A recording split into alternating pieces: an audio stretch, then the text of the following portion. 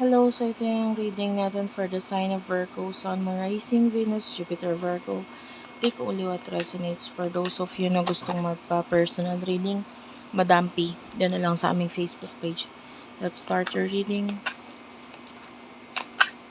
What do we have here for the sign of Virgo, Sun, Moon, Rising, Venus, Jupiter, Virgo?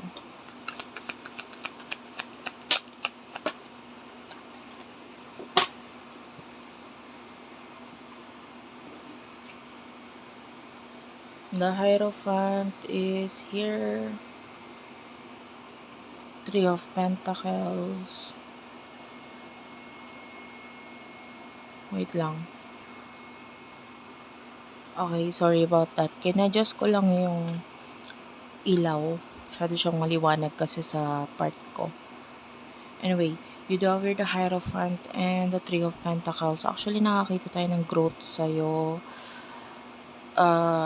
Nakita tayo dito ng struggle, like may problem or challenges na after this challenge, may growth na pwedeng ma-experience ka. The Page of Swords, Gemini, Libra, Aquarius energy. Any experience na ma-experience mo sa buhay, ganun talaga eh. Na-experience mo yon, may natutunan ka doon, mag-grow ka. Ganun naman talaga yung system or yung buhay ng tao, diba? Kaya hindi naging okay or may mga problema, challenges, kasi dapat ka may matutunan. So ito, nakakita tayo dito ng challenges sa'yo na na-experience mo or ma-experience mo. Yung iba currently na-experience na. Pero ito yung nagiging daan for you na mas magkaroon ng growth. Pagdating sa love, sino yung person na kakonect mo? Main energy.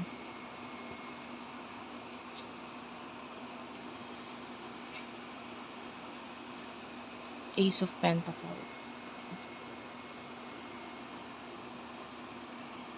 The Four of Wands is here.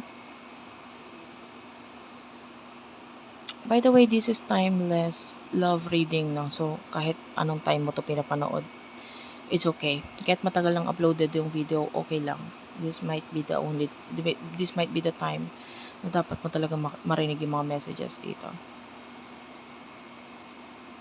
Ace of Pentacles, Four of Wands, Aries, Leo, Sagittarius, Taurus, Virgo, Capricorn. Energy lang yan, guys. Yung person na to is, I mean, I can see reading messages or maybe something about your post. Kung hindi siya message mo sa kanya, it could be post mo. Like on your newsfeed, on your social media accounts. Na babasahin siya. So sabi ko nga, it could be email, message, or post. And this person is reading something about you. The Four of Wands is here. I feel like nakikitaan niya yun ang potential of stability.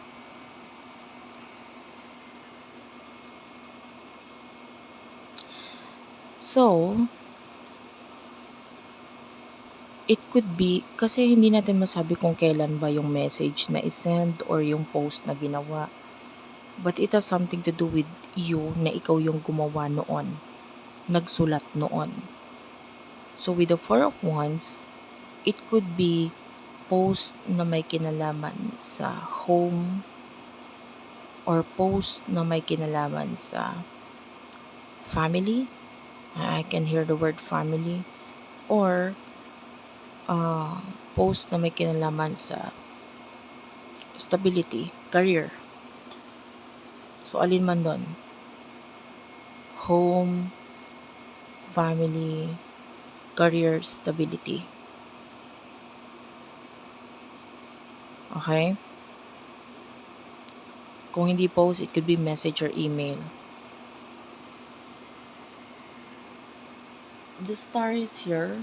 So, nandun yung kagustuhan ng person na ito na either gawin yung pinaka-post na yon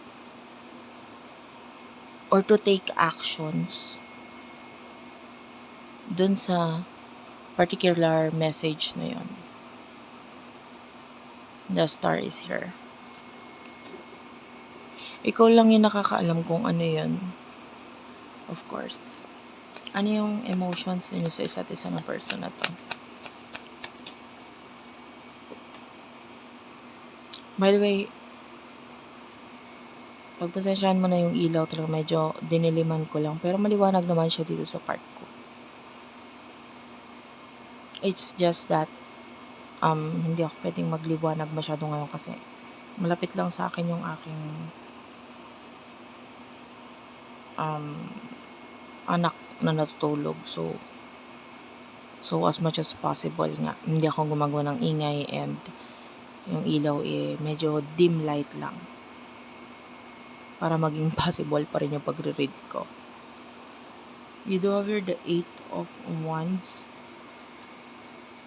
the Temperance,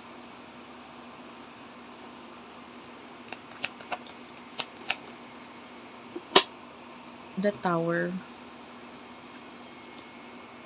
the Hermit, and Knight of Pentacles, Taurus, Virgo, Capricorn, the Virgo, Hermit energy. 8 of Wands is here.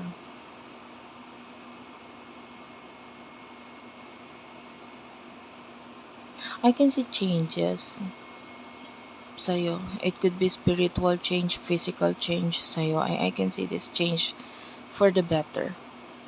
Emotionally, wala akong nakikitang emotions dito sa'yo sa partner.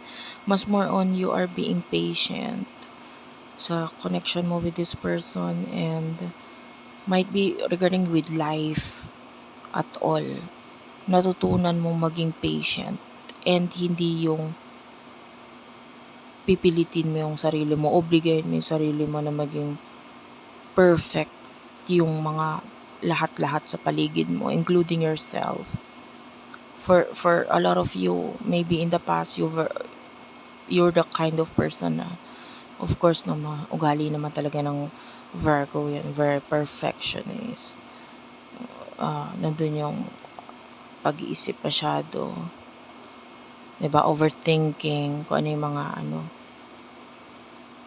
and tendency na ipe-pressure mo yung sarili mo na gawin yung dapat gawin agad. And i-organize lahat ng ma-organize and a lot of you pwede may pagka-OCD or what. Diba? But then, na-realize mo, it's not going to help me. Ang nabibigay lang sa akin nun stress. Andito yung parang naging kalmado ka na. Like literal na hermit. You no longer think about time. Hindi mo na pinapressure yung sarili mo. Gagawin mo lang yung kung ano yung magagawa mo and then so on and so forth. Which is good. It's helping you. Nagbe-benefit ka dito.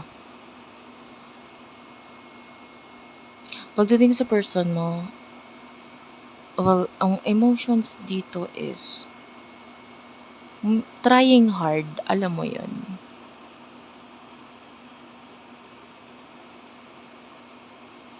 Ang energy nga kasi, sa side mo, you are withdrawing or umaalis or kumakalas ka sa energy or sa kaugalian ng pagiging Virgo. Now, which is, yun nga, nabanggit ko, yung mga in the past na energy mo. Pero yung person mo ngayon, siya yung nagiging ganon. Nape-pressure. Inobligay niya yung sarili niya na maging perfect version ng sarili niya. Daming pagbagsak or endings na na-experience itong person na to kung bakit siya nagiging ganyan ngayon.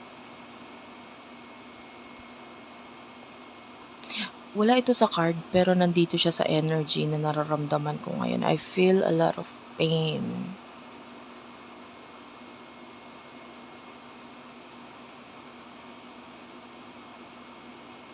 Actually, medyo naiiyak nga ako.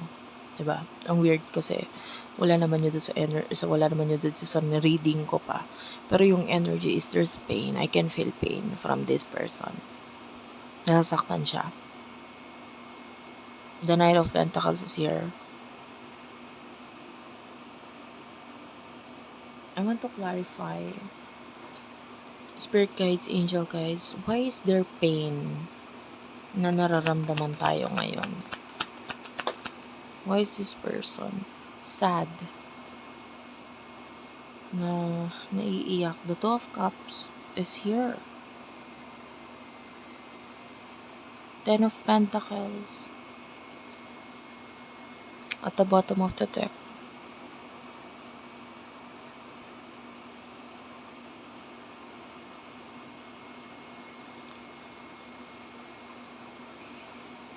It could be because of the boundaries sa inyong dalawa. Hindi ko masabi kung saan nanggagaling yung boundaries na yun. It could be, the Two of Cups could be another relationship, or yung iba hindi siya relationship but rather crossroad, no? Magkaiba kayo ng direction na pinuntahan, or pagkakalayo ninyo, physical na pagkakalayo, or it could be magkaiba yung mindset ninyong dalawa, iba yung direction na pinili mo, iba yung direction na pinili niya. Masakit yun para sa kanya. Like,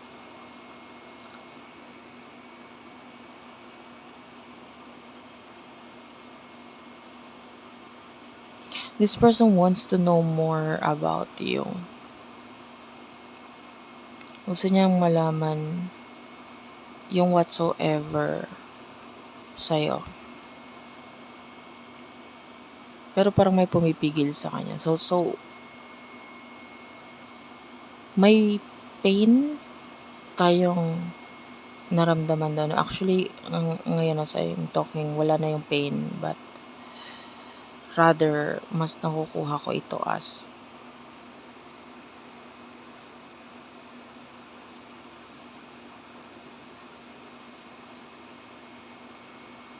longing.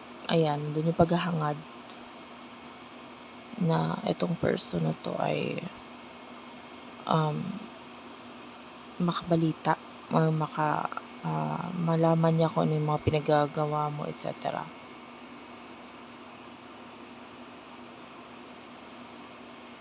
Gusto ko niya makita more of you.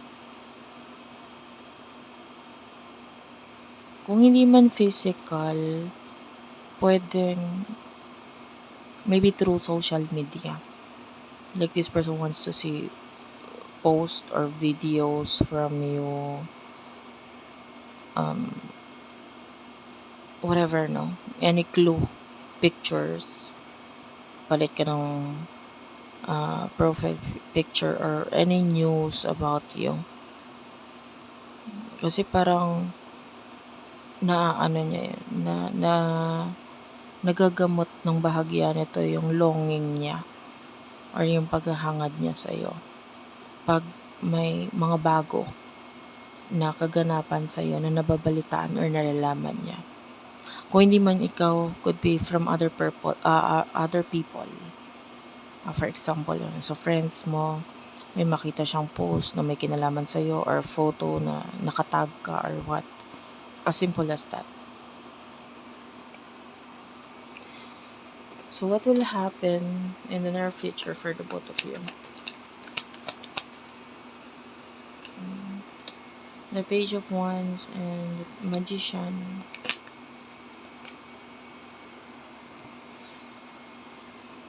The Six of Cups and the Four of Cups, Cancer, Scorpio, Pisces. Aries, Leo, Sagittarius. Bottom of the deck, you do have your Ten of Swords. Eight of Cups.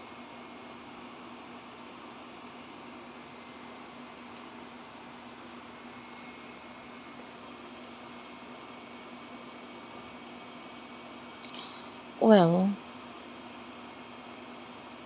nakikita natin the Magician as your strength in the near future. Like, kaya mong maging hindi ikaw. You know what I mean? Part of you is tatalikuran yung sarili mo and you will become a new version of yourself na hindi ikaw yan noon. It could be attitude mo or the way you present yourself to the world, which is mas magbe-benefit ka dito. Page of Wands, yung iba sa inyo, you will become more communicative or what. Kahit kanino, it doesn't matter. But I can see you not being yourself in the near future. Yung iba nga sa inyo, pwedeng natututunan or ginagawang magsinungaling or hindi nagiging totoo pagdating sa words nyo. But especially maybe regarding what you post online or pagdating sa mga nakaka-communicate mo online, nandun yung mga white lies or saglit na hindi pagsasabi ng totoo. But I feel like you have a reason why you will do that. Diba? You're hiding something, pero in a way, yun kasi yung mas makakabuti para sa lahat. Like katulad ng white lies, gagawin nyo yon or sasabihin nyo yon because yun yung magiging mas okay eh. In the near future, pagdating sa side ng person mo,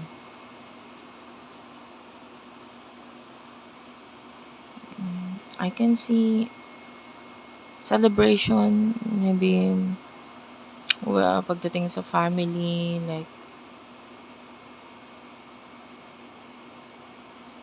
honestly, may kanya-kanya kayong direction dito na ginagalawan.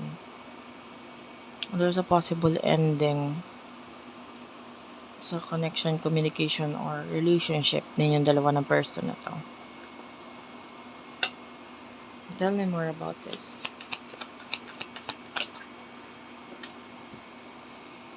Yeah. You do have the Nine of Pentacles, the Seven of Wands, and the Death card. So the Death card is like an ending or separation. Pero in a way, with the Seven of Wands, pwedeng kasi ito yung makakabuti para sa lahat. And the Nine of Pentacles,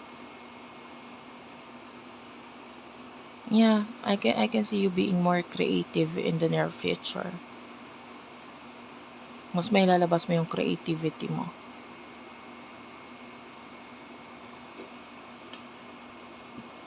So that's it for now. Thank you for watching. I love you all and bye-bye.